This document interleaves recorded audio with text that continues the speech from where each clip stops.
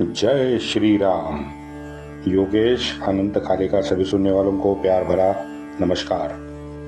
मित्रों, अगर मेरा कंटेंट आपको अच्छा लग रहा है तो लाइक शेयर सब्सक्राइब करना कृपया ना भूलें और हमें यूट्यूब पर जिंदा रखें।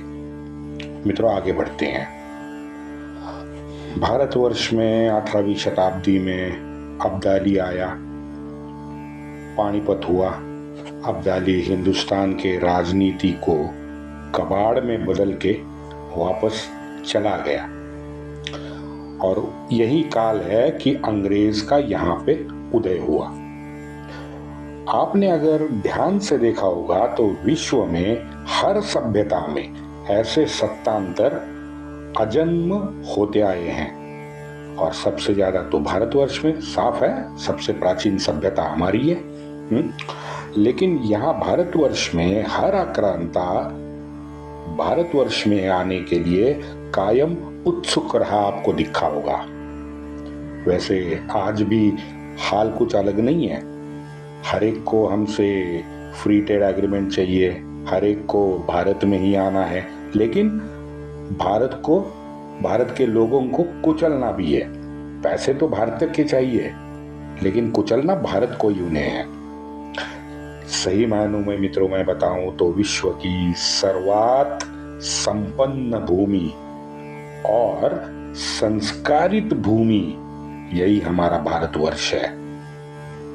लेकिन ईस्वी सन 712 के आगे आपने देखा होगा कि वो जंगली जाहिल संस्कारहीन जानवरों की टोली जो आई है ना, उससे ना तो कोई जीवन मूल्य का महत्व था, ना उसको संस्कार से कुछ लेना देना था। बस जिंदा है, मरते दम तक जीना है, बस ये एकमेव थ्योरी उनकी थी। अंग्रेजों का कुछ अलग नहीं था मित्रों।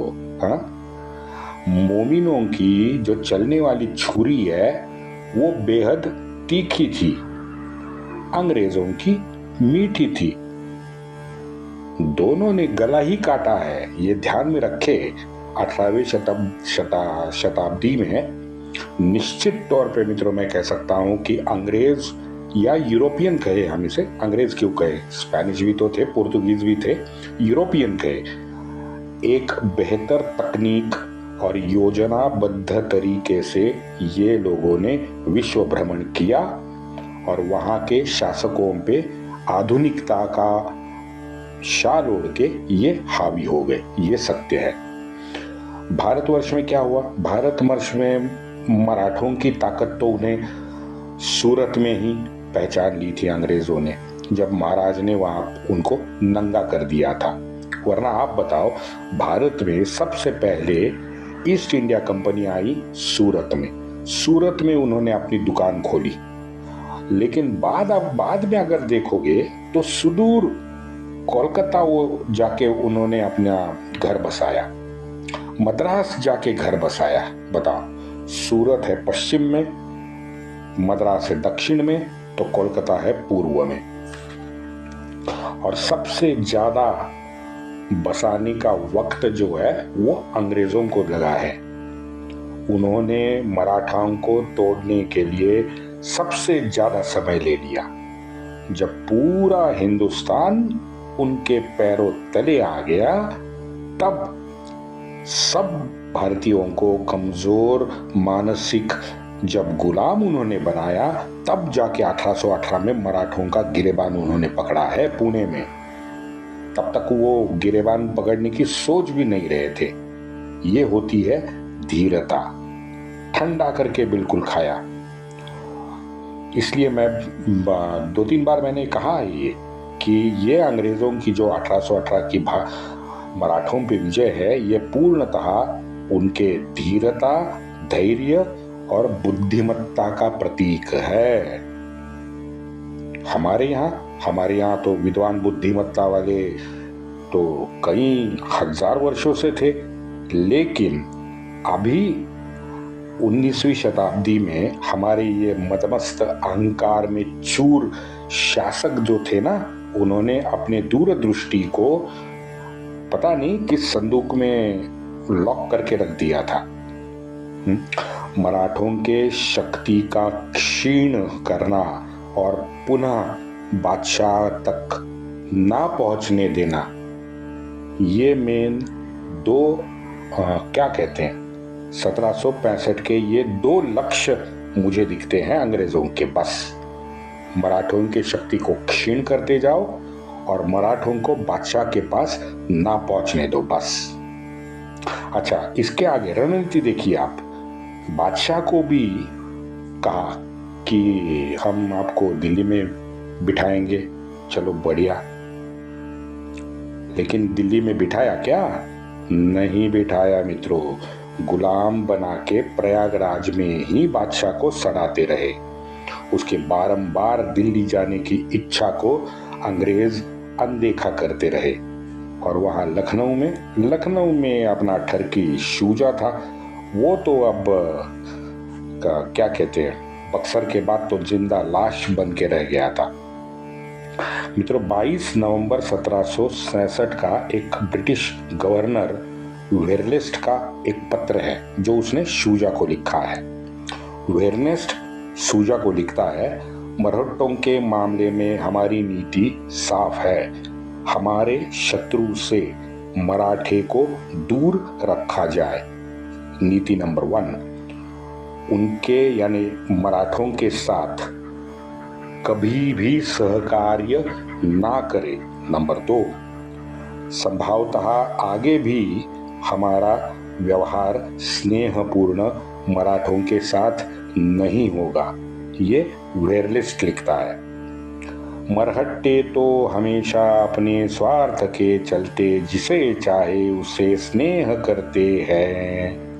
चलो बढ़िया है।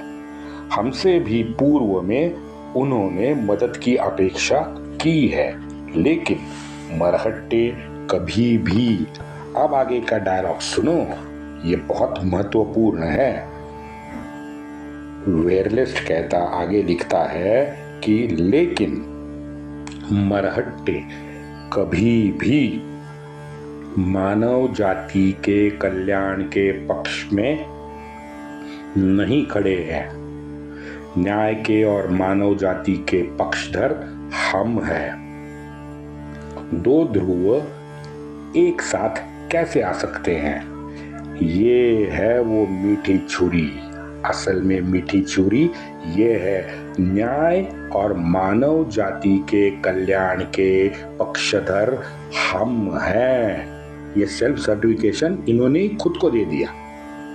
ठीक है, इसलिए वो कि हमारे जयशंकर जी ने कहा था ना कि यूरोप को लगता है कि उसका प्रॉब्लम पूरे दुनिया का प्रॉब्लम है, लेकिन एशिया का प्रॉब्लम यूरोप को अपना प्रॉब्लम नहीं लगता है। यही है वो, आज तक यही चल रहा है। हमेशा आप देखोगे पर्यावरण, लोकशाही, मानव कल्याण, ये तीनों का पाठ वो हम जैसे लोगों को गत 200-250 साल से पढ़ा रहे हैं। पूरे विश्व में कल्याण का, मानव जाति के कल्याण का ठेका बस लगता है इन्होंने ही लिया है। मित्रों, ये रणनीति का मसला है। 250 साल से ये रणनीति सक्सेसफुली वो रिपीट करते आए हैं और इसी के चलते उन्होंने 250 साल से सर्वसामान्य जो विश्व की जनता है ना, उनको भी मूर्ख बनाने का काम इन लोगों ने किया है। यानी मेहनत सामान्य जनता की, आमदनी सामान्य जनता की, संसाधन सामान्य जनता के, लेकिन उन पे शासन इनका और आर्थिक प्रगति सिर्फ इनकी।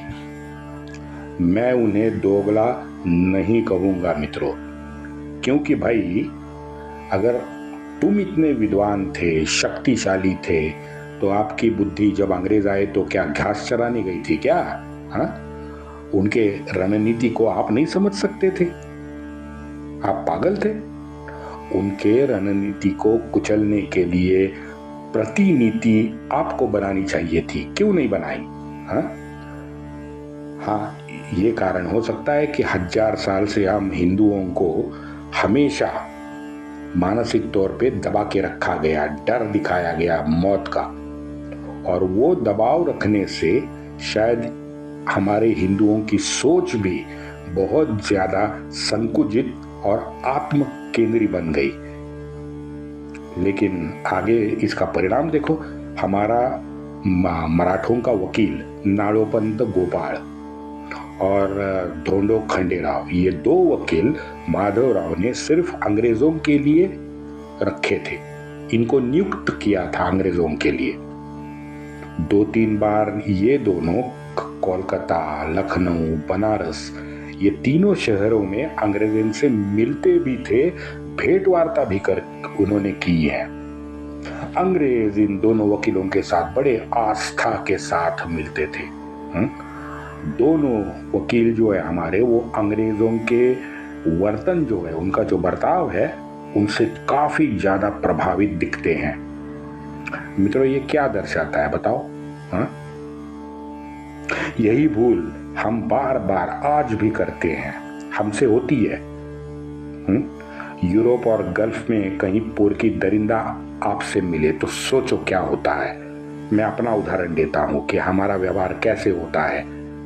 मैं भी तो आपका ही हूं, तो आप जैसे व्यवहार करोगे मेरा व्यवहार भी वैसे ही होगा। बड़ा स्नेहपूर्ण व्यवहार हमसे होता है, और वो भी साला इतना मीठा, इतना शक्कर की चाशनी में डुबो के प्यार जताएगा ना कि ऐसा लगता है जैसे मेरा ही बिछड़ा हुआ, मेले में बिछड़ा हुआ भाई है ना, वो मुझसे मिल गया हो। सोचो, ऐसा ही होता है ना, आपने भी अनुभव किया होगा। लेकिन हमें ये जानना पड़ेगा कि उसकी जो सोच है ना, वो हमेशा गंदी ही रहने वाली है, क्योंकि उसे पढ़ाया जाता है।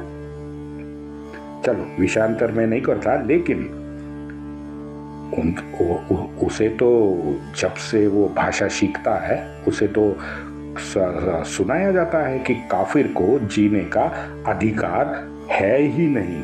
यही उसको पढ़ाया जाता है भाई।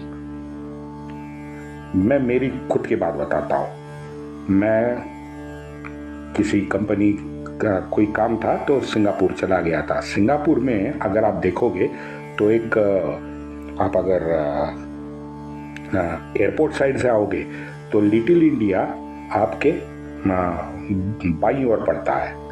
और लिटिल इंडिया जब जहाँ से शुरू होता है ना एरिया, तो उसके पहले एक रोड पे ही पूरी कमान है, और कमान के अंदर से कहते हैं कि लिटिल इंडिया शुरू हो गया। तो वो जो कमान है ना, उससे थोड़ा सा आगे एक होटल था, खाना खाने का मद्रासी होटल था।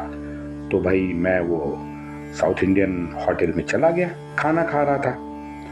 अब जैसे मैं खाना खा रहा हूँ, मेरा चेहरा देख के ये दरिंदा एक मेरे पास आ गया, पंजाबी बोलने लगा।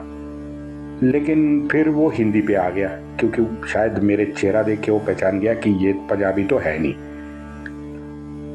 भाषा से मुझे भी समझ में आया कि भाई ये पंजाबी तो है, लेकिन ये पोरकी पंजाबी है, ये हमारा पंजाबी नहीं है। 5-7 मिनट हमारे हिंदी गीत और फिल्में और वो कराची वुड के जो उनके प्यारे भाईजान है, उनकी बात हो गई। मैं तो 5-7 मिनट में बोर हो गया।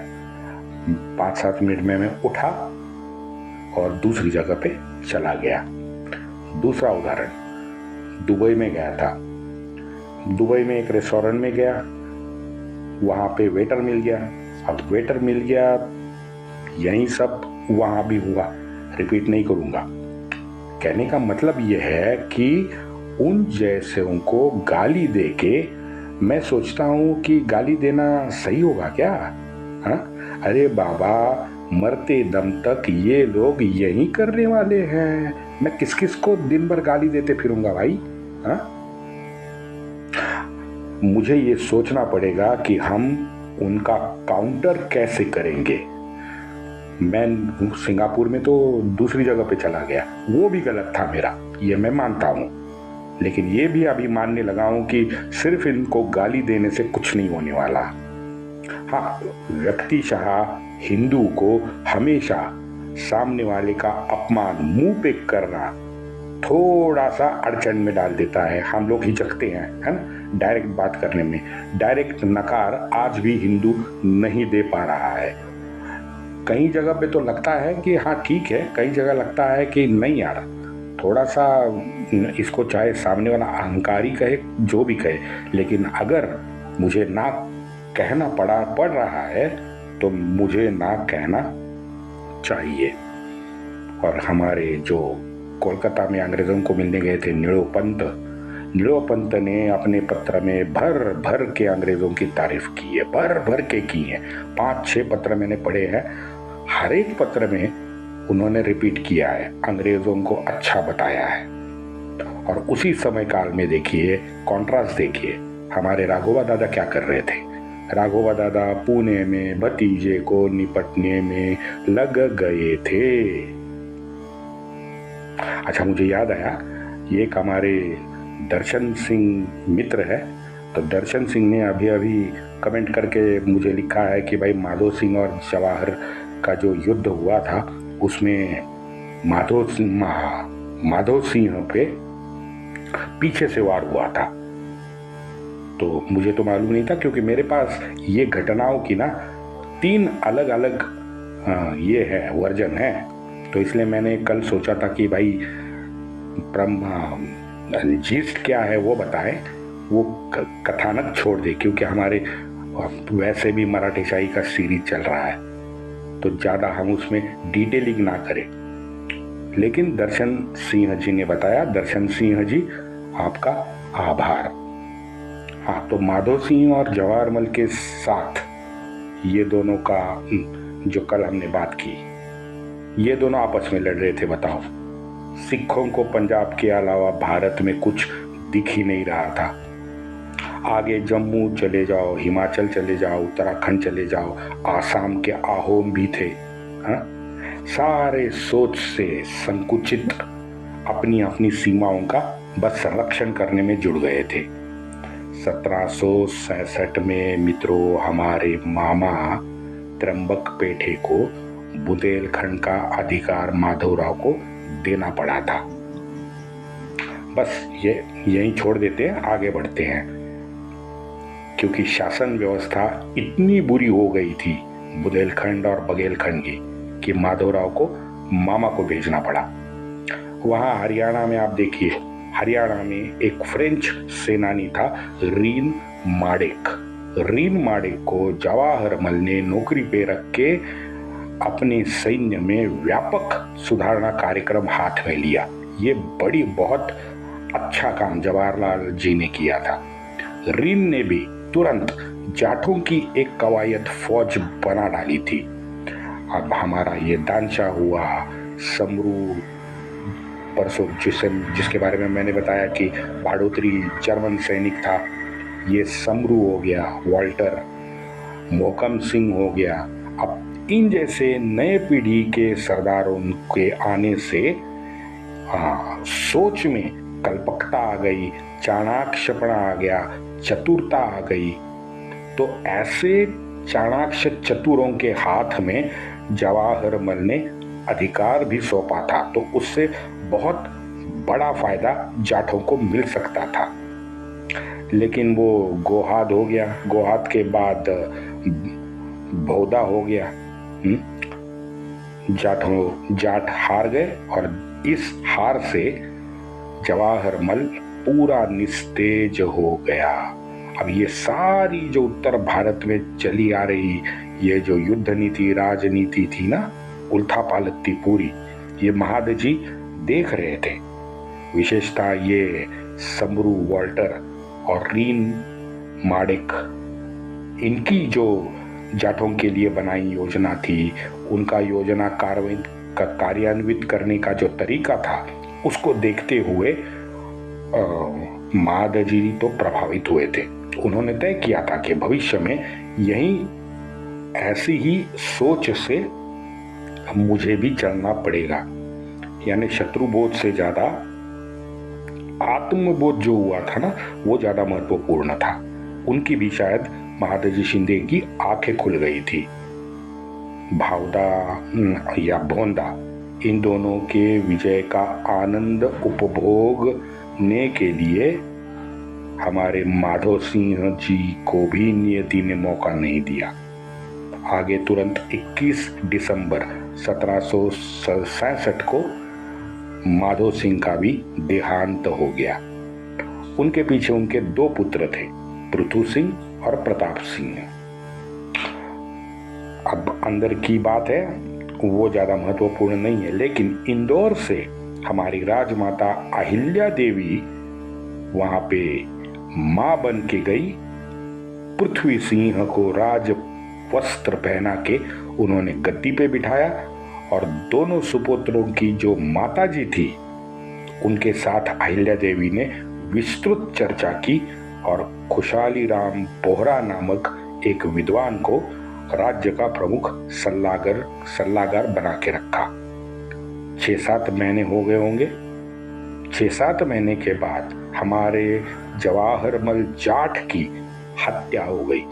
अब ये जो हत्या की घटना है, वास्तव ये है कि हाथियों की वो जो झड़पें होती है ना, हाथियों की लड़ाई देखने में जवाहरमल मस्त व्यस्त थे। वहीं कुछ अनबन हो गई या कुछ कहते हैं पैसे का ही मामला हो गया, तो उसमें एक सैनिक ने अचानक जवाहरमल की हत्या कर दी।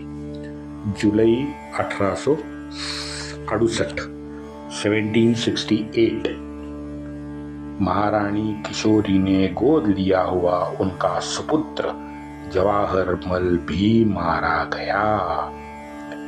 मित्रों, जवाहरमल के जाने से जाट जैसे हमेशा के लिए निर्बल हो गए। यानी आप राजपूतों में देखो, जाटों में देखो, बुंदेलखंडी को देखो, इंदौर में देखो, ग्वालियर हो गया, पुणे हो गया, कौन बचा था जो सुचारू रूप से शासन व्यवस्था चला तो सके? कोई नहीं बचा था। अकेले हमारे लक्ष्मण शंकर थे जो झांसी में बहुत अच्छा, बहुत बढ़िया व्यवस्था चला रहे थे। अकेले लक्ष्मण शंकर। भारत की पूर्ण, ये हमारी पश्चिम बाजू देख ले, उनका हाल देख ले। बचा पंजाब तो मैंने वो आपको बताया कि भाई अपने को सिखों ने पंजाब तक सीमित कर दिया था।